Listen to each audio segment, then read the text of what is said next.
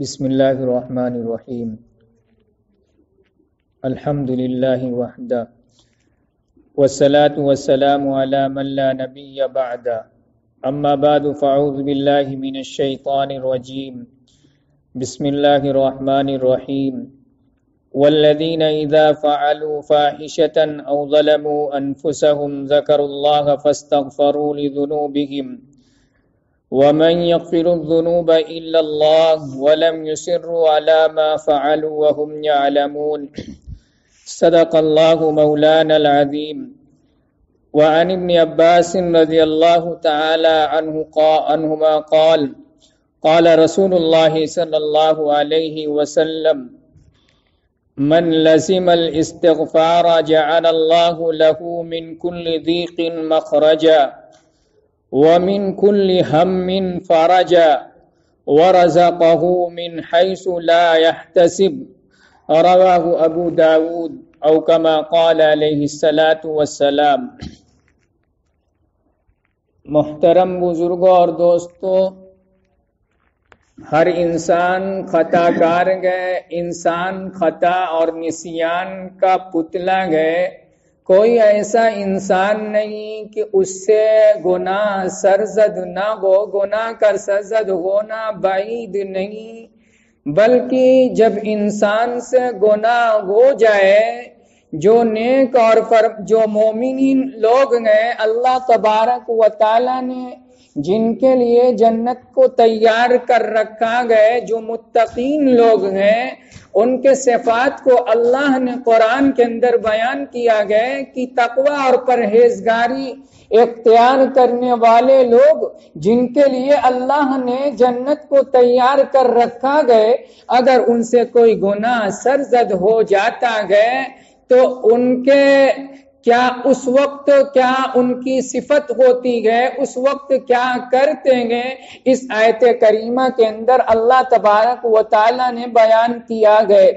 یہ آیت کریمہ کا شان نزول یہ گئے، شان نزول کا مطلب یہ ہوتا ہے یہ آیت کریمہ کب نازل ہوئی، کس موقع پر نازل ہوئی. یہ آیت کریمہ نازل ہوئی حضرت عبداللہ ابن مسعود رضی اللہ تعالی عنہ فرماتے گئے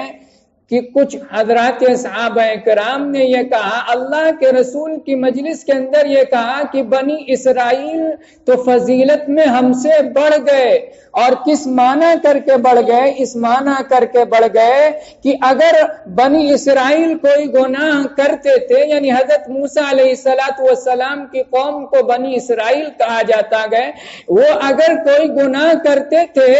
رات کو اگر گناہ کر رہے ہیں تو صبح ان کے گھر کے دروازے پر گناہ کا کفارہ کیا گئے لکھا ہوا ملتا تھا، یعنی کان کاٹ دو یا ناک کاٹ دو یا جو بھی اللہ تبارک و تعالیٰ کی طرف سے کفارہ ہوتا تھا، یعنی اس کو کرنے کی وجہ سے گناہوں کی معافی کا اعلان اللہ تبارک و تعالیٰ کی طرف سے ان کے گھر کی چوکھٹ پر آ جاتا تھا. جب حضرات صحابہ کرام نے اللہ کے رسول کے مجلس کے اندر یہ فرمایا کہ بنی اسرائیل تو امت محمدیہ سے فضیلت میں بڑھ گئے، وہ گناہ کرتے ہیں اور گناہ کا کفارہ رات کو گناہ کر رہے ہیں اور صبح ان کے دروازوں کے چوکھٹ پر گناہ کا کفارہ لکھا ہوا ملتا گئے کہ کان کاٹ دو یا ناک کاٹ دو یا جو کچھ بھی اللہ تبارک و تعالیٰ کی طرف سے فرمان ہوتا تھا. یہ تو جناب محمد رسول اللہ صلی اللہ علیہ وسلم کی فضیلت گئے، ورنہ پہلی امتوں کے اندر اعمال جو تھے، احکام جو تھے انتہائی سخت تھے. بنی اسرائیل نے جب بچڑے کی عبادت کیا تھا اس وقت اللہ تبارک و تعالیٰ نے کفارے کے اندر حکم دیا تھا فَاقْتُلُوا أَنفُسَكُمْ. بنی اسرائیل میں سے جن لوگوں نے بچڑے کی عبادت نہیں کیا تھا ان کو یہ حکم ہوتا گئے کہ جن لوگوں نے بچڑے کی عبادت کیا ہے ان کو قتل کر دو. تو حضرت موسیٰ علیہ السلام کی شریعت کے احکام جو تھے وہ انتہائی سخت تھے، اور حضرت عیسیٰ علیہ السلام کے شریعت کے احکام انتہائی نرم تھے، اور جناب محمد رسول اللہ صلی اللہ علیہ وسلم کی شریعت کے احکام جو گئے وہ درمیانے گئے. تو ان لوگوں نے حضرات صحابہ کرام نے عرض کیا کہ بنی اسرائیل گناہ کرتے ہیں تو ان کے دروازوں کے چوکٹ پر کفارہ لکھا ہوا ملتا ہے، تو اس وقت اللہ کے پیغمبر خاموش رہ گئے۔ اس کے بعد یہ آیت کریمہ نازل ہوئی، وہ آیت کریمہ سورہ آل عمران کی گئے، وہ آیت کریمہ یہ گئے والذین اذا فعلوا فاحشة او ظلموا انفسهم، اور وہ لوگ جو کوئی برائی کرتے ہیں، فاحشہ سے مراد زنا ہے، یا فاحشہ سے دوسرا قول یہ مراد ہے کہ گناہ کبیرہ ہے، او ظلموا انفسهم، یا اپنے نفس پر ظلم کرتے گئے۔ فاحشہ سے مراد تو زنا گئے، یا ظلم نفس سے مراد زنا سے کمتر گناہ، یعنی عورت کو بوسہ لینا یا عورت کا دیکھنا، اس طرح سے گناہ مراد گئے۔ اس آیت کریمہ کے اندر شان نزول کے اندر مفسرین نے بیان کیا گیا کہ ایک صحابی تھے جن کی کنیت ابو معبد تھی، وہ کھجور فروخت کیا کرتے تھے، کھجور بیچا کرتے تھے۔ ان کے پاس ایک عورت کھجور لینے آئی،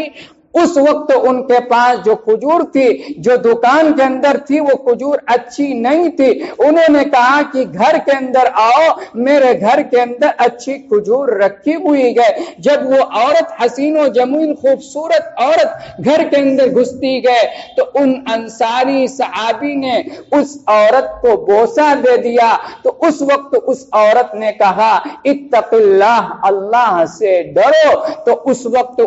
جب تبھی یہ آیت کریمہ نازل ہوئی، اس وقت انہوں نے اپنے گناہوں سے توبہ کیا۔ اور ایک دوسرا شان نزول یہ لکھا گیا کہ اللہ کے رسول نے ایک انصاری صحابی اور ایک ثقفی صحابی کے درمیان بھائی مواقعات کرایا، یعنی آپس میں بھائی چارہ کرایا، اور ثقفی صحابی کو اللہ کے رسول نے جہاد کے لیے بھیج دیا، اور انصاری صحابی کو ثقفی صحابی کے گھر پر نگراں بنا دیا۔ ان انصاری صحابی نے ثقفی صحابی کے لیے ایک گھر والوں کے لیے ایک دن گوشت لائے، اور گوشت دینے کے وقت وہ ان کے گھر کے اندر داخل ہو گئے، اور داخل ہونے کے بعد اس ثقفی عورت کو بوسہ دے دیا۔ اس کے بعد وہ شرمندہ ہوئے، تو اس وقت یہ آیت کریمہ نازل ہوئی والذین اذا فعلوا فاحشہ، اور وہ لوگ جنہوں نے کوئی برا کام کیا، او ظلموا انفسهم، یا اپنے اوپر ظلم کیا، ذکروا اللہ، اس وقت اللہ تبارک و تعالیٰ کو یاد کرتے ہیں اپنے زبان سے، یعنی اللہ تبارک و تعالیٰ کا زبان پر ورد ہوتا گئے۔ فاستغفروا لذنوبہم، تو گناہ کرنے کے بعد ان کی کیفیت کیا ہوتی ہے، ان کی حالت کیا ہوتی ہے؟ حالت یہ ہوتی ہے کہ وہ اللہ تبارک و تعالیٰ سے اپنے گناہوں کے معافی طلب کرتے ہیں۔ وَمَن يَغْفِرُ الذُّنُوبَ إِلَّا اللَّهُ، اور گناہوں کو اللہ تبارک و تعالیٰ کی معاف کرتا گئے۔ مفسرین کرام نے لکھا گیا کہ جب یہ آیت کریمہ نازل ہوئی تو شیطان رونے لگا، تو اس آیت کریمہ کے اندر اللہ تبارک و تعالیٰ نے یہ فرمایا وَمَن يَغْفِرُ الذُّنُوبَ إِلَّا اللَّهُ وَلَمْ يُصِرُّوا عَلَى مَا فَعَلُوا، اور متقین بندے اگر ان سے کوئی گناہ ہو جاتا گئے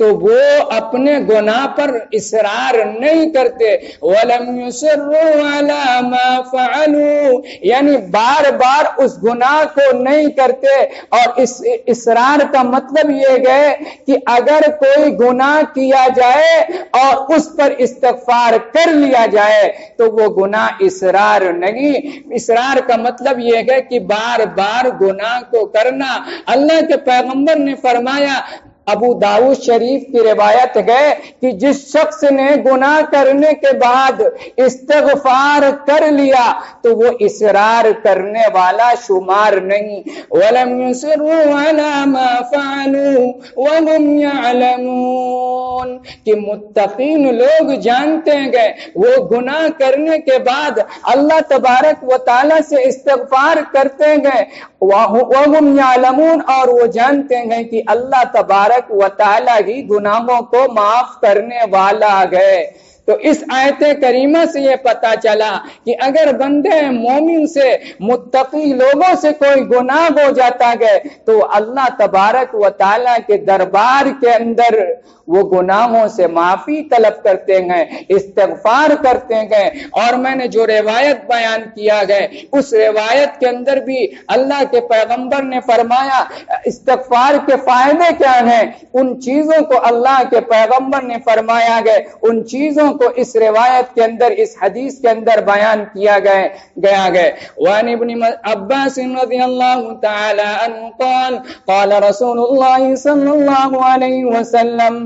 من لزم الاستغفار۔ حضرت عبداللہ ابن عباس رضی اللہ تعالی عنہ فرماتے ہیں کہ جناب محمد رسول اللہ صلی اللہ علیہ وسلم نے فرمایا من لزم الاستغفار، جس نے استغفار کو لازم پکڑا یعنی استغفار پر مداومت کیا، جعل اللہ من کل ضیق مخرجا، اللہ تبارک و تعالی اس کے لیے ہر تنگی سے راستہ نکال دیتا ہے، ومن کل ہم فرجا۔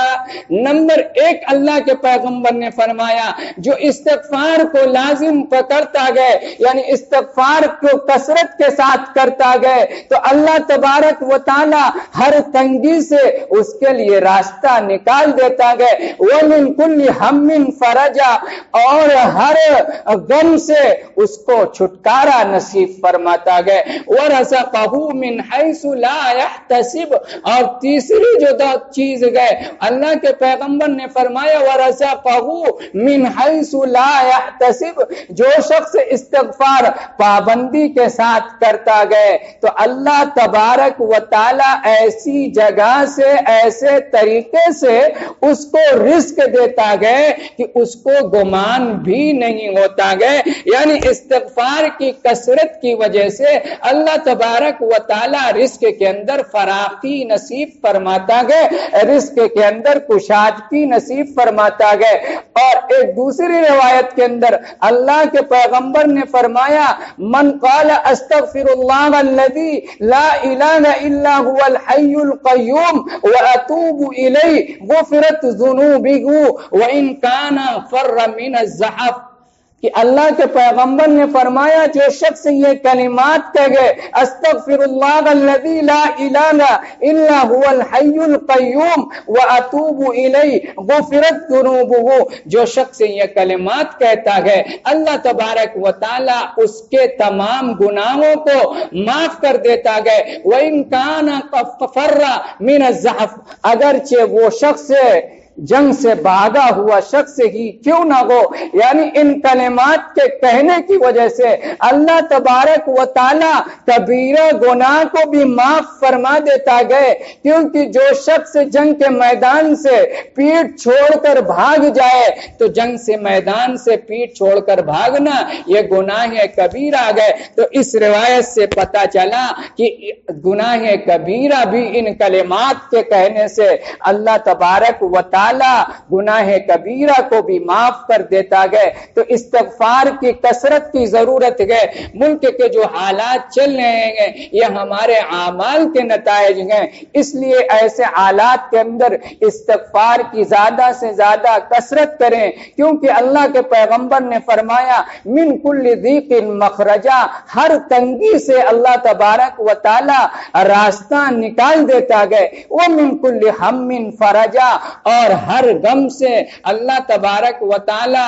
نجات دیتا گئے۔ اس لیے زیادہ سے زیادہ استغفار کی کثرت کریں اور نمازوں کی خاص طور سے پابندی کریں، کیونکہ جو حالات چل رہے ہیں یہ انتہائی پیچیدہ حالات ہیں۔ اللہ تبارک و تعالی تمام حضرات کی حفاظت فرمائے، کیونکہ اس وقت اللہ تبارک و تعالی کی طرف رجوع کرنے کا وقت ہے، کیونکہ اس سے پہلے ہندوستان کے اندر اس طرح کے حالات حالات نہیں آئے تھے تو اللہ تبارک و تعالیٰ یہ حالات کو بدلنے والا ہے، اس لیے اللہ تبارک و تعالیٰ کی طرف رجوع کرنے کی ضرورت ہے اور نمازوں کی پابندی کی ضرورت ہے، کیونکہ حالات تبھی بدلیں گے جب ہم اللہ تبارک و تعالیٰ کی طرف رجوع ہوں گے۔ اللہ تبارک و تعالیٰ کہنے سننے سے زیادہ عمل کی توفیق نصیب فرمائے، آمین۔